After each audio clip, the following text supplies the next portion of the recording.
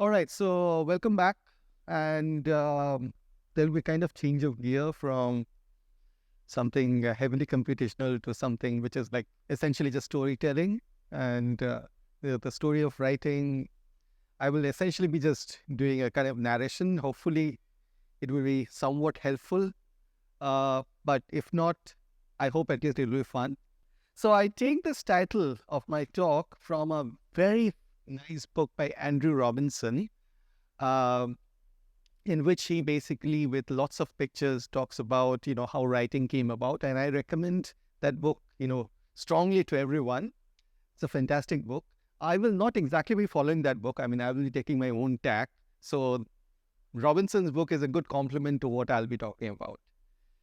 So if you recall, yesterday I showed you the slide that writing comes in a variety of forms, but broadly we can classify them into alphabetic, syllabic, ideographic, and logosyllabic.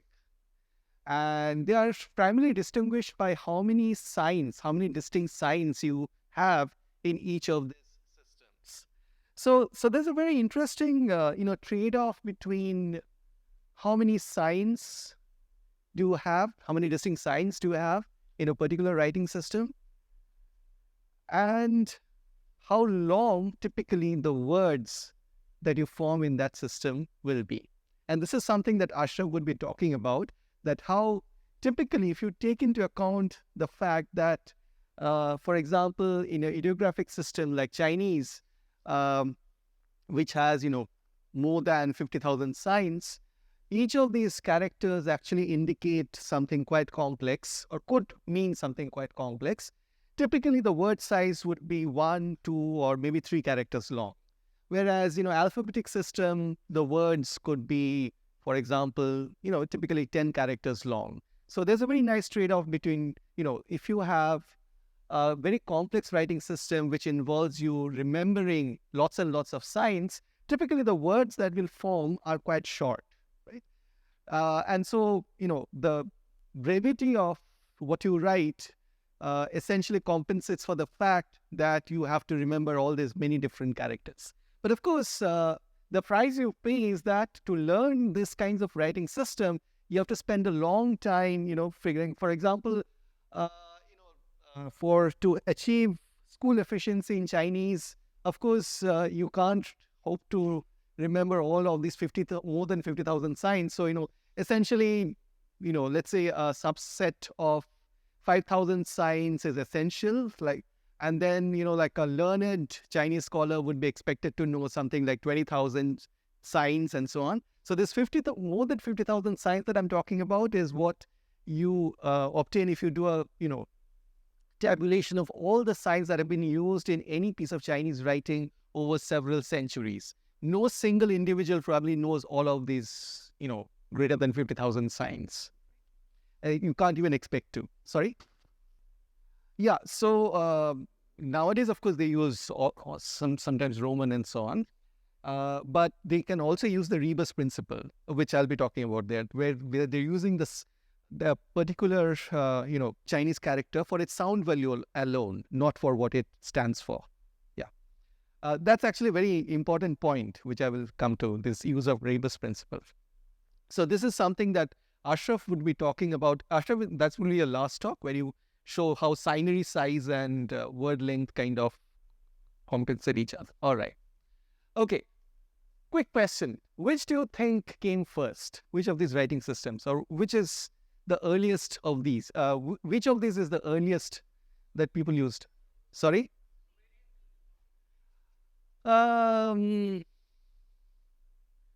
Well, that's a dead giveaway, isn't it? Because most of you are historians. Yeah.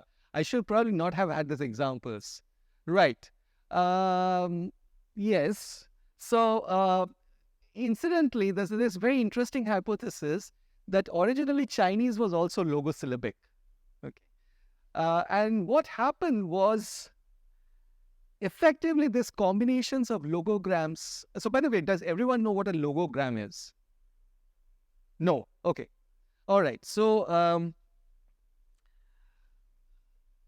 when you use a sign, to represent a particular object. Let's say you have a picture of an ox, and you essentially use it to mean the word ox, or you use a picture of a woman, or something indicative of a woman, and you use it to mean woman, and it has nothing to do with the sound value. All right. So then essentially it is considered a logogram. So if you see a woman and you use a modifier to indicate that it's actually a goddess. So woman and goddess have no sound value in common, but simply from the fact that you're using the logogram of a woman and you use a modifier to indicate that this is meant in a divine context. So that modifier essentially says that it's woman, but in the divine context, and so you read it as a goddess. Okay, so then essentially it becomes a modified logogram, and you are essentially expressing various thoughts in these ways. So Chinese originally arose as a very similar system where they would have certain signs representing complex concepts, and then they use certain modifiers to indicate that, whether when you use a picture like a woman, do you mean it as a woman? Do you mean it in sense of fertility? Do you mean it in the sense of a goddess? But at some point in its history, each of these logosyllabic combinations became a logogram in its own right. So basically, the fact that you could modify each logogram with a particular modifier, this adaptability was lost and it became rigidly frozen. So each of the logogram and syllabic combinations itself became an ideogram, and that's when we eventually ended up with the way the Chinese system is today, having order of 10,000 or more signs. So the historical sequence is that it's possibly the logosyllabic was how writing first arose, and then eventually we had the syllabic system, and in a separate tack, ideographic system arose as a result of freezing of a logosyllabic system. And much later, we had the invention of the alphabetic system. So I'll go into each of these in detail soon. Now, it's believed that writing originated independently multiple times over the human history, at least 4 times. So one of these is, of course, the invention of the cuneiform, which is a logosyllabic system. And Egyptian hieroglyphs is also usually considered to be an independent writing system, although there was clearly a lot of diffusion between the Egyptian civilization and the Sumerian and the Mesopotamians. So it's probably not very surprising if there was diffusion of ideas between these two civilizations, but broadly it is thought that these two writing systems arose independently. The third writing system which arose independently is that of the Chinese, which essentially would be dating from about the 2nd millennium BCE. And the fourth writing system which arose independently is the Proto-Mayan system in Central America. Now, there could be a fifth one, which is, the Indus inscriptions. But of course, there's a big debate as to whether it's even writing at all. So that's why we are not sure, and it's not very clear whether it was actually influenced by the contemporaneous writing systems of Sumeria and Susa. So we cannot say for certain that the Indus inscriptions were another example of writing being invented independently. Now, there's a very nice video on YouTube which shows the spread of writing. All right. So this is a video created by Olibai, and what it shows is how writing arose year by year. So, since writing arose independently in Central America, this portion is shown, separately. So you can see initially you have the Egyptian, the Mesopotamian, and the Indus script, which are basically contemporaneous scripts. And then you have the linear A, linear B occurring in Mycenae and Crete, then the Chinese writing systems. And then, by the 800 BC, you see that writing has mostly spread, across the world. So you have it in Central America, you have it in the Mediterranean basin, you have over here in China. India is conspicuously absent, as you can see, until, Brahmi arises. And at some point, we will notice that it would be spreading all over. So initially, nothing seems to be going on. And then we see something yeah, so this is basically the Etruscan and all those kinds of languages.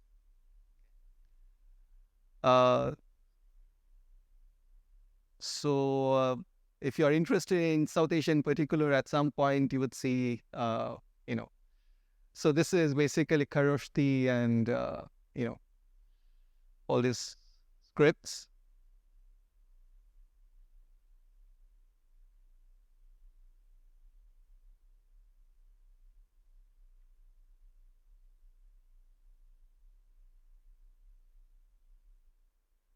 So now we are approaching the, Alexandrian period. Yeah, so you finally have Brahmi developing. Eventually you will see, essentially it's spreading all across with the Tamil Brahmi and subsequently followed by the Grantha script, the Devanagari and so on. So it's a fun video to watch.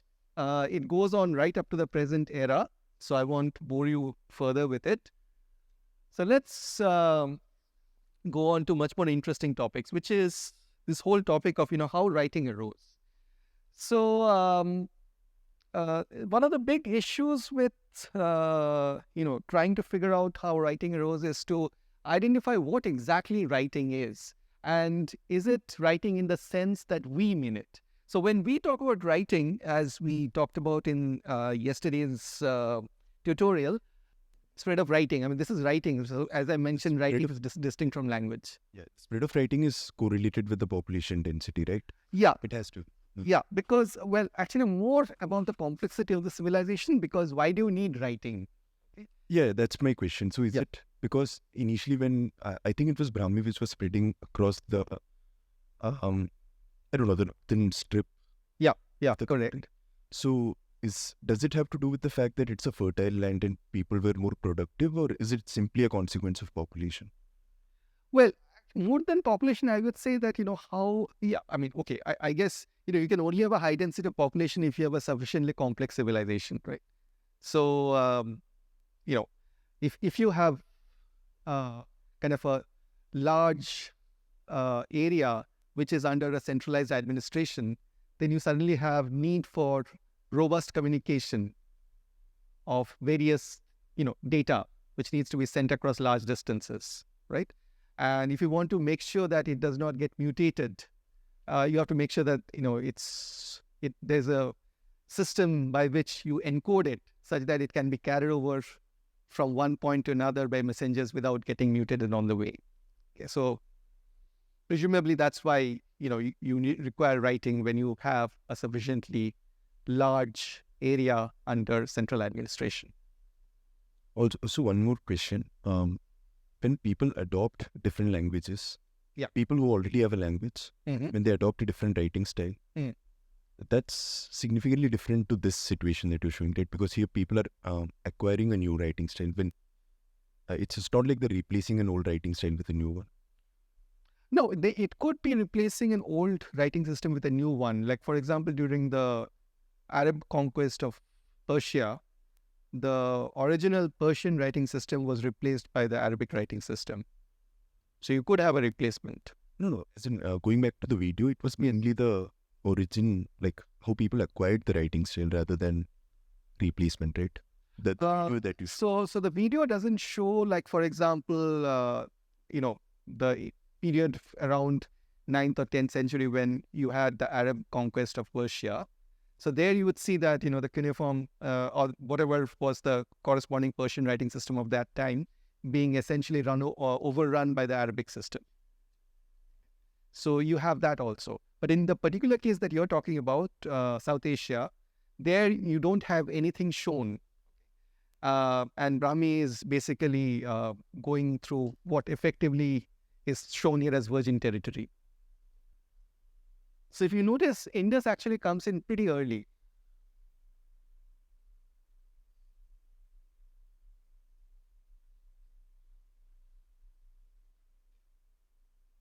So you can even see that they're actually encoding the population using gray. So yeah, you're right. I mean, there is to some extent a correlation within population, but I think it has got more to do with, civilization and so on. See here, you've got the Indus. So that's like 2000 BC. So that they have correctly given. So what is happening in the 500 BCE is basically the Brahmi script, which is coming. Yeah. So rock art is also a form of writing. Just exclude it from here. That's all. No, because Pictorially, you are messaging something. No. But when we are talking about writing, it means that it has to have syntax. So this is one of the big debates about what whether Indus inscription corresponds to writing, right? The debate is it syntactic in nature? Is it expressing a syntactic system? Okay. So to have syntax, not only do you need to have the fact that there are numerous common components which are strung in a particular sequence, you also have to show that there is embeddedness, that there are subsequences which occur as a entity in some other sequences. Okay, so in some sense they are there is a reason why they are being strung together. It's not just some arbitrary placement of symbols. So with cave art, we are never quite sure what they are. I think there was a question from Vani.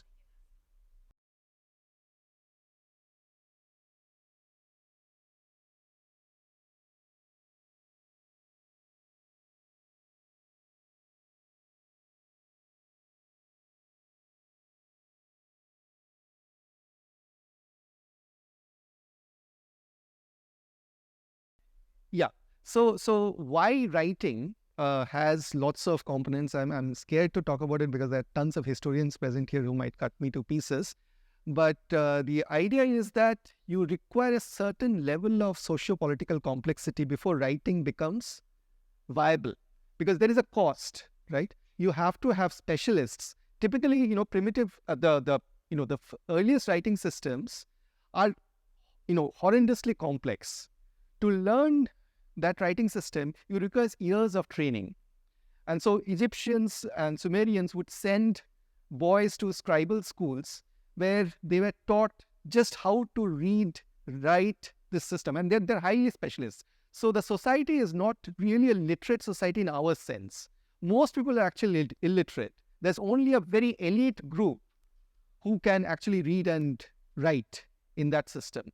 And that requires, a sufficient level of economic affluence to be able to afford, to have people who do nothing else other than just, read and write. Like us. Yeah, exactly. Except that here, of course, literacy is far more widespread. So you can be doing something else, but you're still literate. And so that is actually one of the reasons why you see that there's a drive towards simpler and simpler writing systems, which you don't need, years of specialized training to, be able to acquire. Yes. So the date you were showing for this Tamil Brahmi inscription, which is like 200 BC, but the recent excavation. I didn't. Yeah, that video. Okay. So I didn't show it. That's not my okay, video. Okay. So based on this recent excavations and AMS dating, so Tamil Brahmi the date pushed back to 600 or 500 BC. So which could be possible that it emerged much before to the Ashokan Brahmi time period. So what's your... No. I mean, look, I'm not a historian. Okay. So I will leave this question for historians to debate. This is just meant as a context in which we work. Yeah. So I know that there is big debate as to when Brahmika. So by the way, I will show you one slide as to what is the current hypothesis about Brahmi itself. Okay, and then later on we can have a debate about this. All right. So yeah. So one of the big problems with early writing is that they don't exactly correspond to what we mean by writing today. Okay? So to expect, for example, so this is a seal from Mesopotamia, which is dating to about 3100 to 2900 BCE. And these are not really encoding any poem or a piece of literature, which is what we typically associate with writing. Rather, writing arose primarily for expressing administrative or for recording administrative, instructions or tabulating data and so on. And So there's this wonderful book called First Writing, in which Bruce Trigger and Cooper have written articles on what writing originally arose for. And one of the points they make is that first writing is actually not really for encoding language, the spoken language, but rather for things for which there is no oral counterpart. So, for example, livestock, ration accounts, land management record, lexical text, which is basically word lists, then labels identifying funerary offerings. So if you see the first Egyptian writing, these are typically, in the tomb, you will have funerary offerings which are tagged and then certain marks are given over there. Then the Chinese Shang bone records, for example, are basically, records of divination. So there would be heating these shells to very high temperature. And then as a result of this heating, there will be cracks forming. And then, a shaman would be there who would be interpreting what do these cracks mean, what do they say about the future and so on. And then this particular, prediction would be recorded on these shells. Then commemorative stele, you are basically commemorating some famous person. So, these are not really something we, typically talk about, right? You don't talk about a ration account. Even now, there is very little grammar in accounting, tables, right? There's not really much scope for grammar. So, in some sense, writing was used, at least in the earliest stage, to, record things for which spoken language does not work. So, this is something we need to note when, trying to decipher ancient inscriptions like Indus and so on. And there have been suggestions that, the earliest writing, for example, don't even have syntax. So some of the suggestions are that, the early writing could be meant for, recording some kind of a transaction. So they could be accounting tokens, or they could be heraldic devices. So basically, you want to show that you're from this particular family. So in the medieval period, for example, when knights would go into battle, each of them would carry a shield or, banners, which would have a particular set of symbols to indicate that they, are this particular noble family. So this is, of course, not confined just to the medieval age. And so, so numerical would be, for example, in accounting tokens, Okay. that's what you'd be using, right? You'd be basically recording how many oxen were, let's say, given to a particular temple. So when we talk about whole numbers, like what are whole numbers? What we say, it's a bijection function. So a sheep implies one rock, two sheep, two rocks. So is that also a language or a writing script?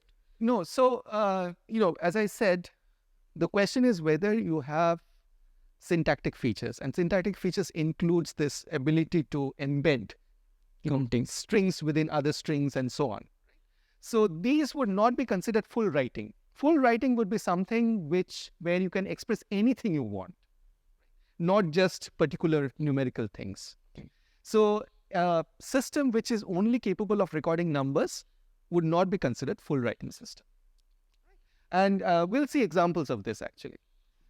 So a subset of heraldic devices are, things called tagmas, which nomadic tribes in Central Asia, for example, used to use to indicate the clan for which they come from. A third possibility is something that I just mentioned briefly yesterday. They are like the symbols that the Dabbawalas use to indicate where a particular tiffin box is supposed to go.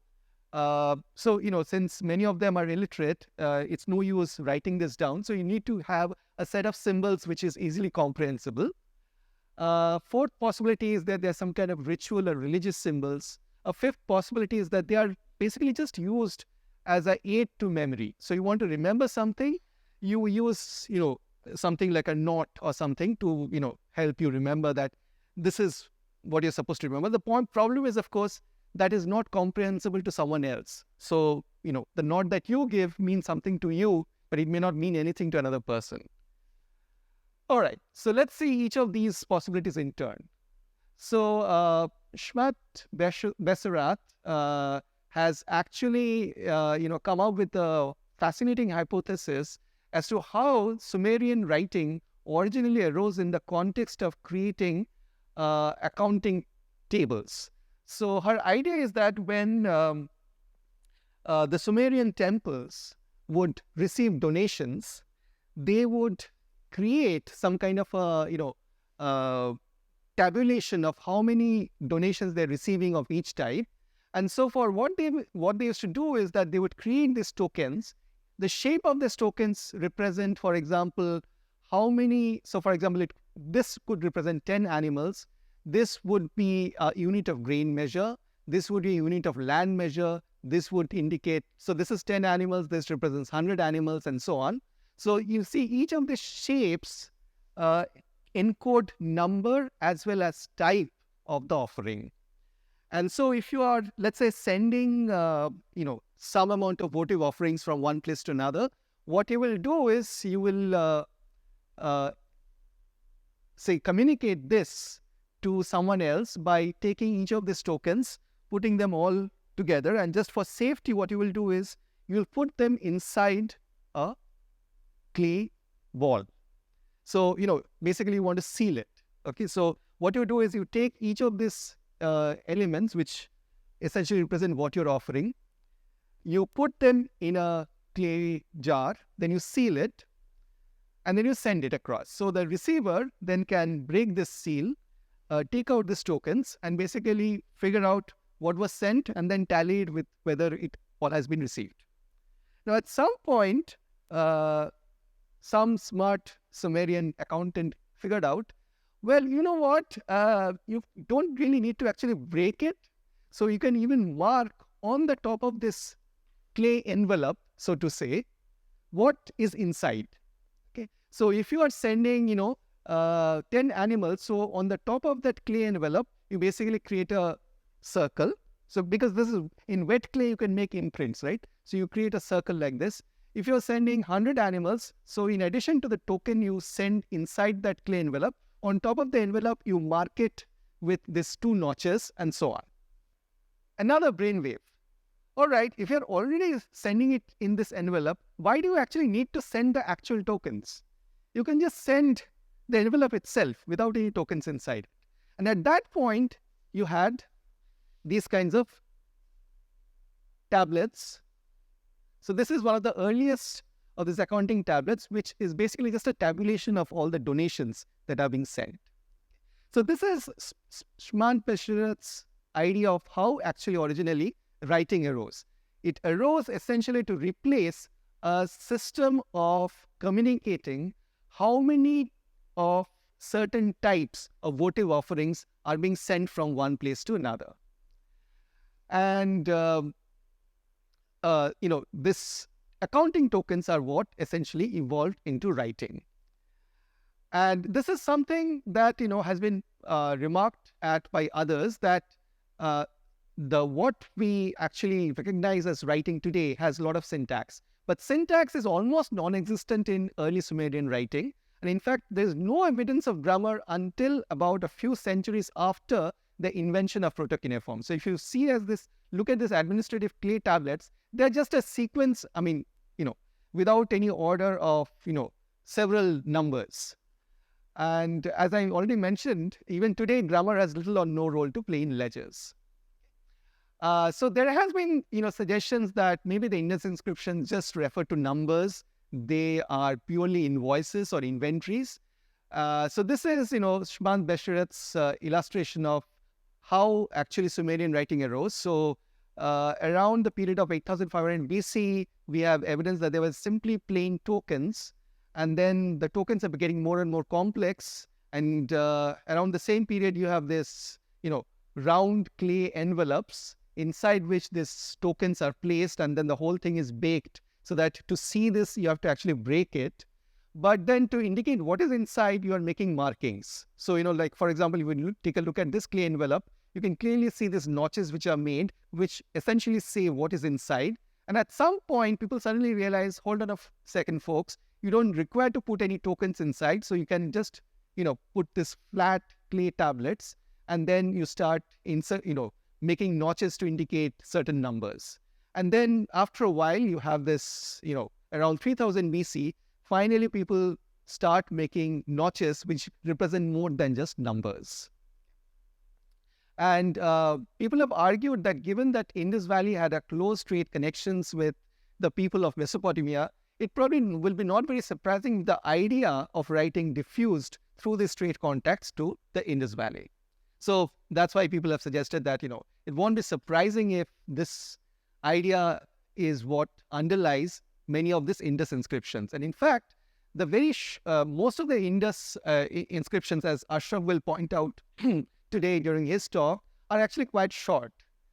So it's possible that these are not really writing in the full sense of the term, but they are only meant in a very, very specialized context. Maybe it's just indicating who is sending it, or identifying the sender, identifying the receiver. And the economic nature of this inscription is kind of verified by the fact that in many cases, the sealing that you see has the seal on one side. On the other side, you can clearly see that it was affixed to some kind of a fabric, maybe a piece of rope, or maybe some piece of cloth, which was used to basically, tie the mouth of a jar. So these were like, using, sealing to seal off a particular container. And then on top of that, you mark who is sending it with a particular, seal. In the very way that, for example, you might send a, piece of official document from one place to another. So you will give wax and you put a seal on top of that to indicate that, if the seal is broken, then obviously your communication has been compromised. All right. Another hypothesis that has been suggested is that it's not really communicating spoken language, but is just meant to identify the clan or identity of the bearer. And there is some suggestion that seals were used in Mesopotamia during the Uruk period in this way. Okay, so this is, of course, taken from the medieval period. So this is Edward III's heraldic device. This is Richard II's heraldic device. But we know that even nomadic tribes of Central Asia have tended to use this. So, for example, these are the heraldic devices used by Turkic tribes. So they are called tagmas.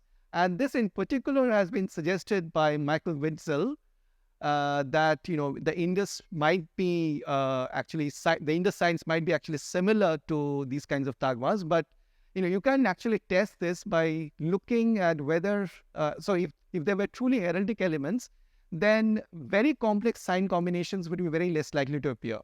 And so if you have a recursive structure, it's very likely that they are not simply heraldic devices or tagmas, which one can actually test.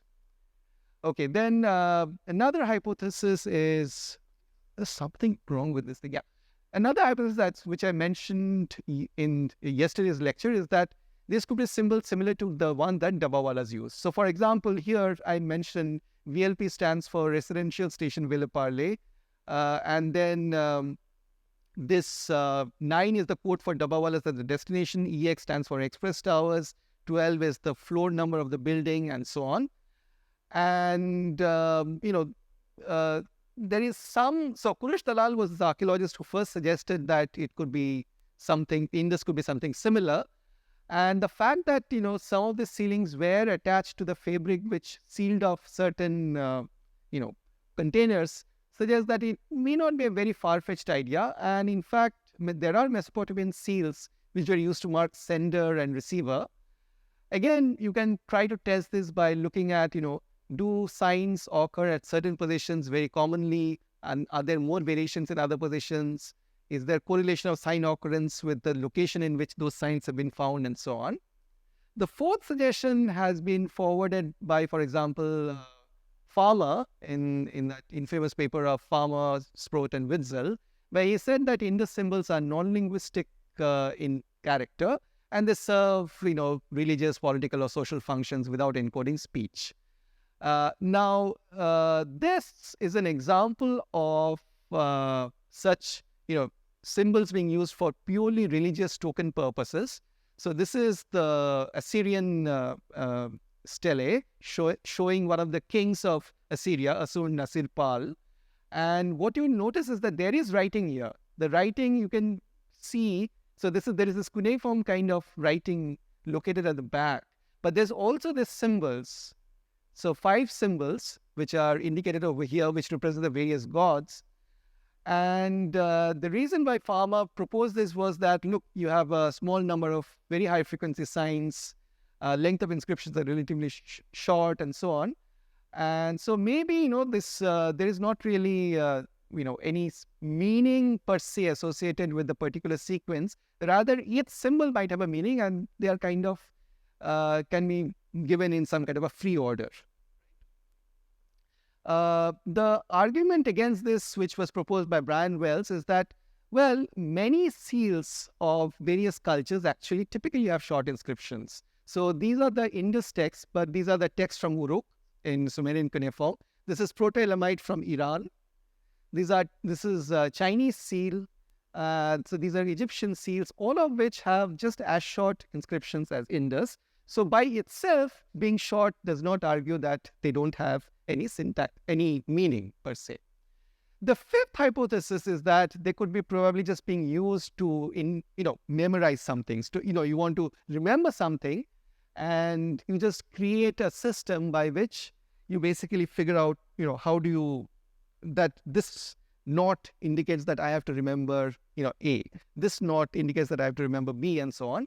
And it used to be thought that one of the, one most wonderful examples of mnemonic devices is this quipu, or a system of knotted chords that used to be used by the Inca in South America to, basically make records of tax obtained, population censuses, and so on.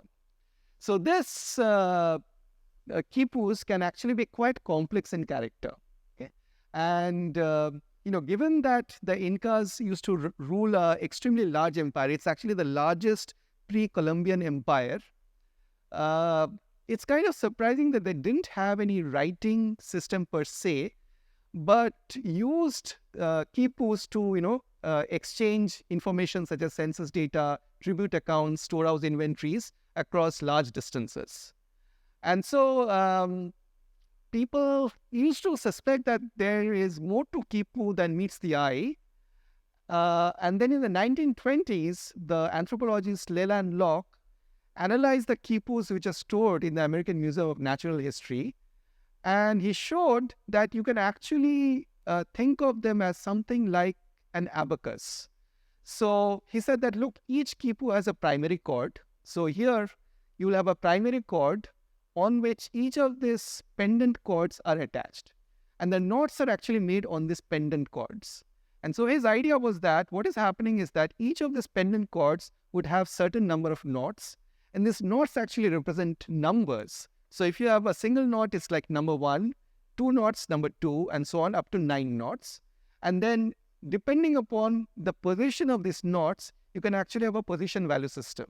So this could be units, tens, hundreds, thousands, 10,000, and so on. So if there are 2 knots over here, 4 knots over here, 9 knots over here, 1 over here, and 8 over here, then you can read it as 24,918. So this is in some sense a positional writing system, positional notation numbering system, quite sophisticated. And this would, of course, fit with what we already know about the Incan numbering system, that they had a decimal system. So, so for a long time, it was thought that, okay, this is probably all that the Kipus used to do. But interestingly, there's a very intriguing reference from the Spanish poet who used to be in the court of the Spanish governorate in Peru, Garcilaso de la Vega. So his account actually clearly mentions that Incas recorded on notes everything that could be counted, even mentioning battles and fights, all the embassies that had come to visit the Inca, and all the speeches and arguments they had uttered. Hold on, folks. How are they recording speeches and arguments? They are not numbers.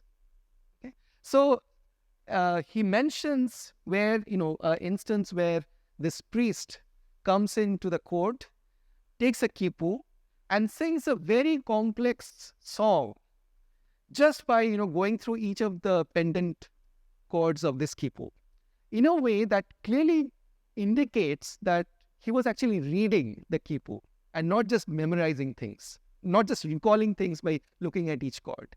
And this, kind of hinted that the quipu was more than just an accounting system. It was in some sense recording speech. But people had no clue how this could happen.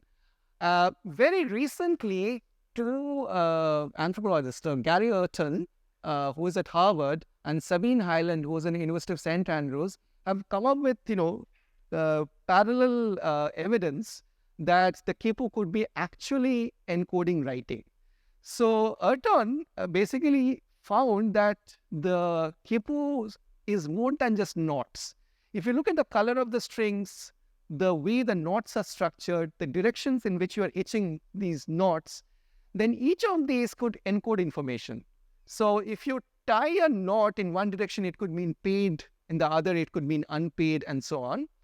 And in 2018, along with an undergraduate, Medrano, he demonstrated that a particular quipu which came from a village for which we also have a Spanish census document from the same era, namely the 1670s, had exactly 132 chords, and he knew from the Spanish census documents that there were 132 families which paid tribute.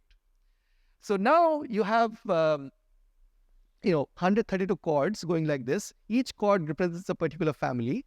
And so then what they tried to do was that they started looking at this census document to find whether they could find patterns, numerical patterns, which they could have correspondences with the notes that are given in each of these pendant chords. And they eventually found that you could actually, by looking at how the pendant chords are tied to the primary chord, indicate the clan to which each of these tribute pairs are belonging. Sabine Hyland looked at another village, San Juan de Colata, where there were several pendant chords, several of these quipus which had been preserved in the local church. And she found that by looking at the type of color, which animal's fiber has been used to make the rope. So, you can guess the texture by actually handling the rope. So by looking at the fiber that is used and the direction in which the ply or the fiber goes, you can actually have 95 different combinations. And so she speculated that could this actually indicate that it's a writing system with 95 distinct symbols. And since this comes to the order of number of symbols which typically represent a syllabic system, could this be a syllabic system? Of course, this still remains in the realm of hypothesis. But these are, some kind of a new direction. So this is like, all of this is dating from about 2018 or so. New directions in which people are taking, that writing could be so distinct. So writing need not be just, marks indicated on a piece of paper or a piece of papyrus or a piece of stone. Writing could be as different as basically just knots made on strings. Okay, so when we are encountering ancient inscription, how do we decipher? So there are several problems. Well, for Indus, for example, there are no multilingual texts. The language is unknown. The type of writing system is unknown. And so we have to depend on, figuring out how many signs are there, what is the direction of writing, is there a, set of signs which are being used more often than others, and what is the grammar. Now, each of these have, interesting aspects to it. So, for example, if you have a bilingual or a trilingual inscription where the same text is written in different scripts, at least one of which is as known. So, for example, Rosetta Stone is a very famous piece of stone which was discovered in 1799 by Napoleon's expedition to Egypt. And since it was at the town of Rashid they found it, they named it after the town as the Rosetta Stone. Now, it's very famous because it has the same text written in 3 different scripts. So, on the top, there is Egyptian hieroglyphics. In the middle, there is Demotic, which is another form of writing Egyptian. And both of the scripts at that time were not readable. They were undeciphered. But at the bottom of the stone, you have the same piece of text written in ancient Greek, which of course was known. And so it finally gave hope to people that, by using this, you can actually decipher demotic and hieroglyphics. Now, you might think, okay, that's pretty easy, right? I have something which is written in unknown piece of text and something which is written in a known piece of text. So I can just, look at the correspondence and figure it out what is written. It's not so easy. So it took eventually 2 decades to figure out hieroglyphics. And the major contributions to deciphering hieroglyphics came from 2 people. The Britisher Thomas Young, who's actually very famous for his contributions to physics. If you come or if you have done some physics at +2 stage, you know about the Young slits experiment, which is used to show the wave nature of light. Then you also have Young's modulus when you are measuring elasticity and so on. He was actually a doctor by training, but he's more famous for his contributions to physics. And he also actually provided one of the key hints as to how to read the hieroglyphics. But of course, the person who was most famously associated with decipherment of hieroglyphics is the French savant, Champollion. And both of these people actually owe a debt to Sylvestre de Sacy, who in 1811 said that, look, the foreign names or non-Egyptian names will be spelled out phonetically using hieroglyphic symbols because there are no corresponding hieroglyphic symbols for those. Okay? So, this relates to the question that Rahul was asking early on. That if you are using Chinese to write a foreign name, like Rahul, for example, there is no Chinese character standing for Rahul. So how would you write it?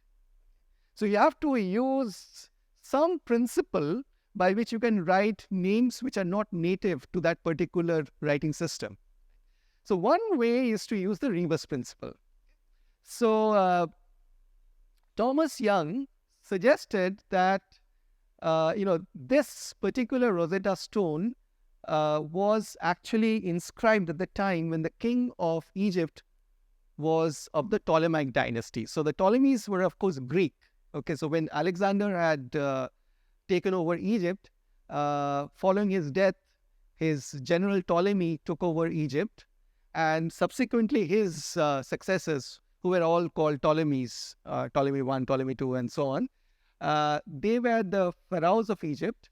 And since the Rosetta Stone dates from one of these Ptolemies, it was clear that the royal cartouche, which indicated the name of the king, which could, of course, be read from the Greek part of the text as Ptolemaios, had to be written in some form of hieroglyphics, but hieroglyphics being used in a phonetic way. So this was a key idea that, somehow you can use hieroglyphic symbols not to indicate just an idea, but also to indicate a particular sound value. And so what Champollion did was, he said that, oh, look, okay, so there are 2 royal names shown in the cartouche. So one is the name of Ptolemaios, the other is the name of the Cleopatra. Now, this is Ptolemais. So you can see that this E is absent. This is Cleopatra. So suppose I say this is P, Okay, so this is the P of Ptolemaios. And then for Cleopatra, there should also be a P. So I see whether there is a square occurring in this name. Yes, there is. So this square must be representing P. Then in Ptolemaios, there will be a O, and he kind of guessed that this particular knotted rope must stand for an O. Now Cleopatra will also have a O. So let's see whether the O, whether this knotted rope symbol occurs here. Yes, it occurs over here. And then Ptolemaios would have L, and again he says that, okay, maybe it's the lion, and Cleopatra would also have an L, so maybe it's the lion. So, okay, so then it's the lion, which stands for L. So in this way, he figured out that you can use actually the Egyptian hieroglyphics phonetically. So there could be some kind of a correspondence between sound values and particular hieroglyphic symbols.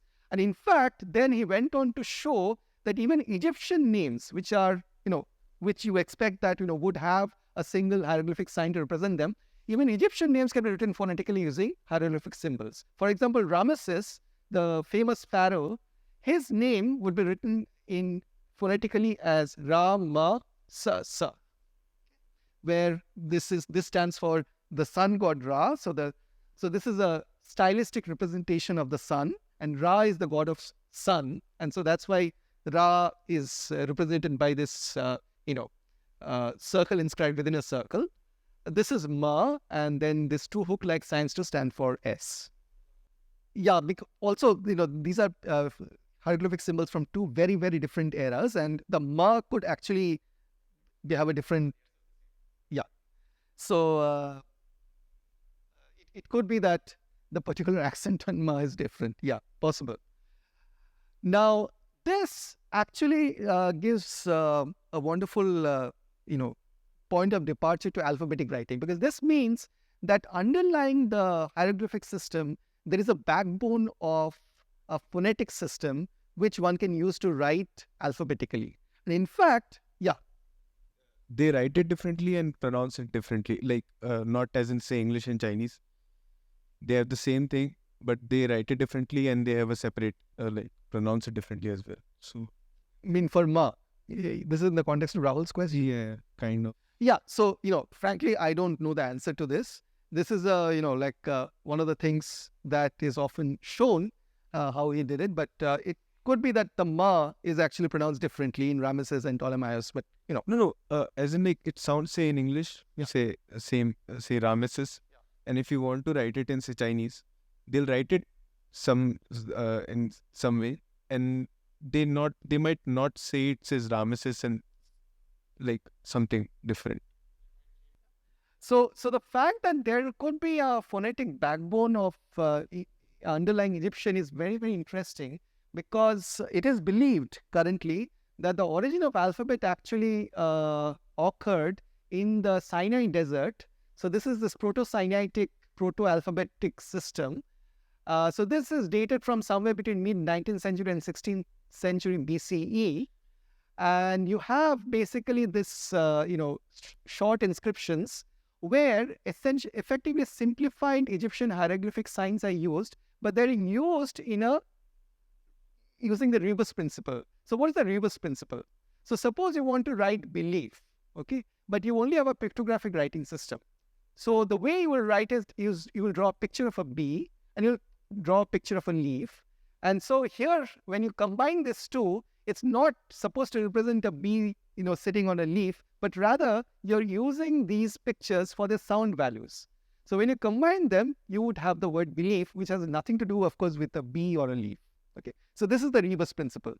And it is believed that here, the people who wrote this were not Egyptians themselves. So they were the Jewish workers working on, the temples of that were being built in the Sinai at that time. And they were, of course, familiar with their overlords, the Egyptians, using hieroglyphics. But hieroglyphics being an extremely complex writing system, it was hard for them to actually learn it and use it for their own purposes. So instead, they used it in a very different way. So what they used was, they used the hieroglyphic symbol for a word which starts with M, And so they use it to represent ma. They used the hieroglyphic symbol for a word which begins with a L, and they used it to represent la. They take the ox's head, which stands for, the word of ox starts with a ba in Egyptian. So they use it to indicate ba and so on. And doing this, they write this mat la bal, which stands for to the lady in Proto-Hebrew. And so, starting from this Proto-Sinaitic, you have the Northern Semitic and Southern Semitic developing, which from the Northern Semitic you have early Hebrew, Phoenician, and so on. And from Phoenician you have the Greek, and eventually, the various European, the Latin alphabetic system and so on. From the other branch, you have Aramaic, which went on to make modern Hebrew, and also, Nabatean, Uyghur, and so on. And from Southern Semitic, you have the Ethiopian. Now, this is very, very contentious. So, unlike writing, which is believed to have originated multiple times in history, alphabetic writing system is believed to have occurred only once. All alphabetic writing system essentially derives from the Proto-Sinaitic, it is believed. Now, the problem is Brahmi. Okay, so it is widely believed that Brahmi is not an independent writing system, not an independently discovered alphabetic writing system, because there were obviously many other alphabetic writing systems which were contemporaneous. However, one cannot easily relate the characters of Brahmi as just modified versions of some existing alphabetic writing systems, such as coexisting alphabetic writing systems of that time. Unlike Kharosthi, Kharosthi was very much at use in Northwest India, and you can directly relate Kharosthi to the existing Semitic writing systems. Brahmi is a big question mark, and Brahmi, of course, gave rise to all the modern Indian writing that we use today. So one of the big questions is, where did Brahmi come from? And I think Nandini is going to talk very briefly about that a bit. Let me just point out that one of the recent hypotheses that we put forward as to how to explain this anomalous nature of Brahmi is by looking at a relatively recent writing system, Hangul, which is used for writing Korean. So Korean alphabet actually dates from only about the 14th century, when King Sejong actually asked his group of learned scholars to invent a writing system which was much more easy for common people to learn than the traditional Chinese characters that was very, very hard to learn. So only elite specialists could actually learn Chinese. So this group of scholars looked at many different writing systems, and then they invented a specific writing system which used 14 consonants and 10 vowels, so that it has an alphabet of 24 letters. But interestingly, the letters themselves that you see in a Korean text are not just pure consonants or pure vowels. They're actually, combinations or syllabic blocks which are made out of, multiple consonants and vowels. So, for example, if you look at this one, this is actually made out of 2 consonants and 1 vowel. This is made out of consonant, vowel, consonant. This is made out of 1 consonant and 1 vowel. This is made out of, again, 1 consonant and 1 vowel. So each of this letters, so to say, that you see is actually a syllabic block which is made out of 2 to 3 consonants and vowels. And so it's possible that Brahmi was also such an invented writing system. So this is a hypothesis that has been proposed by a few epigraphists, which was designed by a group of scholars essentially at the time of Ashoka for administrative purposes. Anyway, so just to end my talk, so, just as Egypt had its own Rosetta Stone, for Sumerian cuneiform also, we were lucky to get a corresponding trilingual at Behistun, which was written using 3 scripts, Babylonian, Elamite, and Old Persian. And Grotefend in 1802 deciphered the most recent of these writings, Old Persian, and then Elamite and Babylonian were subsequently deciphered by Rawlinson and co-workers. But of course, you have successful decipherment even without bilingual text. The most famous example being linear B. So this is a syllabic writing system that was used for writing Mycenaean Greek around the 15th century BCE. And if you look at examples of this, there are about 200 signs. Okay, so now we know that actually these are 87 syllabic signs, and there are a few of the remaining are actually ideograms, which have some semantic character. Now, the first step towards deciphering linear B was taken by Alice Cover, who pointed out that many of these sequences actually have either a common prefix or a common suffix, and she kind of guessed that these might be consonant-vowel combinations. So what is happening is that you have certain consonants which are being used in conjunction with certain vowels. So this commonality was essentially representing some kind of a consonant-vowel structure. So this idea was then taken by Michael Ventris, an architect by training, to actually construct this kind of a syllabic grid where he worked out each of the syllables as being some combinations of consonant and vowels. So you can see an example of his, syllabic grid where he figured out how the, each of these syllables were being represented using some consonant-vowel combination, and eventually deciphered by connecting it with Greek place names. He actually deciphered linear B. And there was, of course, a huge controversy when he published this, because many people claimed this isn't writing. But of course, what is implicit in this criticism is it's not writing as we know it. But there's no particular reason why the Mycenaeans wouldn't use writing in that particular way. And it is, of course, very hard to use this writing for writing arbitrary text, but it was primarily used for recording accounts, inventories, So it's not really a continuous prose. It's not like, songs about heroes and so on. So for that particular specific purpose, the way in which this was written was perfectly adequate. And last but not the least, just wanted to mention that another wonderful example of decipherment which did not use bilingual is the decipherment of Mayan hieroglyphs. So Mayan hieroglyphs for a long time was not deciphered, primarily because people didn't suspect that these glyphs could actually represent writing.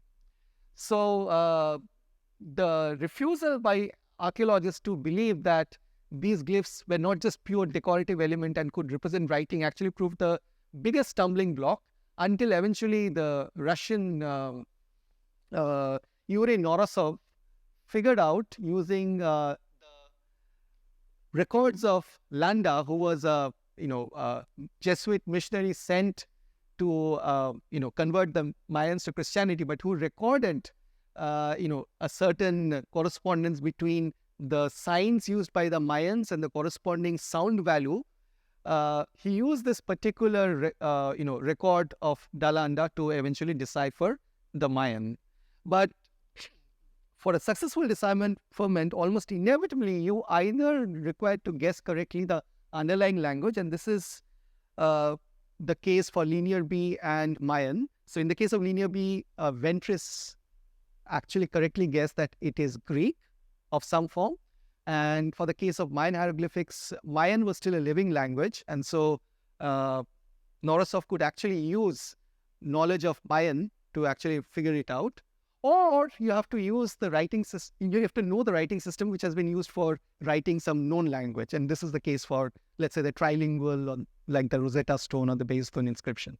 Without either of these lucky breaks, it seems kind of quite hard to decipher unknown writing, and this has been the main stumbling block for Indus. So I think I've set up the stage now for the talk after lunch, in which Ashraf is going to give you a background of the Indus civilization, because that is one of our key focus areas in this center, where we are trying to figure out how to actually eventually crack this particular writing system.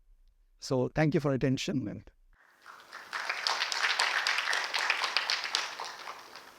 Is there any known, sibling of contemporary Harappan civilization which has survived? Can one at least have some tracing of the language itself? Like people trace languages, how they have evolved, like dendrogram of languages. No, so do you mean language or do you mean writing system? Language. language. Okay, so Ashraf would actually talk about this. So there's a big debate as to what would have been the language of the Indus civilization. Okay, there are several candidates. Ashraf will talk about this in detail. So it could be Proto-Dravidian. It could be, and this is of course favored by certain factions, that it is actually Proto-Sanskrit, although there is not that much evidence in favor of that. Some have claimed that this is Proto-Munda, but latest evidence shows that Proto-Munda actually arrived in the Orissa coast only about 1900 BCE. So that would be towards the declining stage of Indus Valley. So unlikely it's Proto-Munda. And for these proto languages, is some sort of like their remnants known? So actually interesting that you mentioned this. So you can actually figure out the Proto X by looking at the current languages that derive from it. Yes. So people have reconstructed Proto-Indo-European by looking at all the modern languages that are there today. So you use a technique very familiar to biologists, which is basically you assume that there is a certain way in which mutations occur, and different modern the daughter languages would have different mutations occurring in them, and that mutations accumulate in a particular way. So there's just as you have a mutation clock in biology where you can actually figure out when two branches diverged by looking at how many mutations had accumulated, assuming a constant rate of mutations. Yes. Here also you can actually assume a similar rate at which mutations occur, and by looking at all the different variants, you can try to work out what could have been the original way in which let's say the root word for father, or root word for mother, or root word for sons was in Proto-Indo-European. So because there are about there was this linguist called Swadesh who actually made a list of, let's say, an order of 200 words, which he said every language must have words like son, father, mother, water, and so on. And he focused on these words in different Indo-European languages and see how close they are, and from there try to reconstruct what they must have sounded like in Proto-Indo-European. So this is how actually people go. They look at daughter languages still survive today, and then from this various different mutants, try to figure out what the original might have looked like. So will it be a, like, at least if not feasible, a plausible approach that one takes like these three possible routes that you mentioned and tries to fit Indus Valley like writings to as like, and again there are multiple forms of writing, alphasyllabaries, logograms, ideograms, whatever, and you try to fit them to this like spoken, like constructed spoken languages of that period? Well, I mean, to some extent, this is the approach that, let's say, Mahadevan and Parpola have done. They have assumed it to be Dravidian or Proto-Dravidian, and they have taken, Dravidian roots like mean for this fish sign, which also stands for star, and tried to reconstruct what it might have, what certain inscription might have sounded like. But, these are highly debated. Yes. So you need, other ways of corroborating these readings.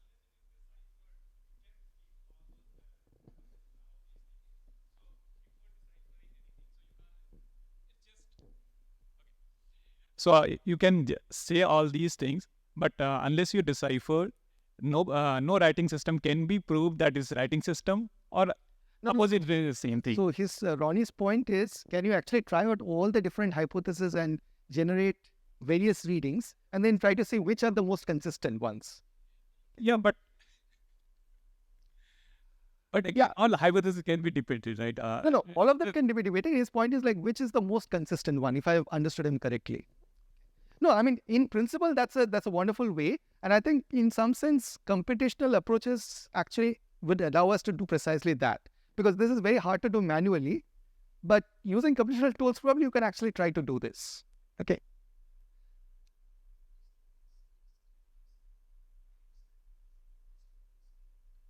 That's right. It's a logosyllabic.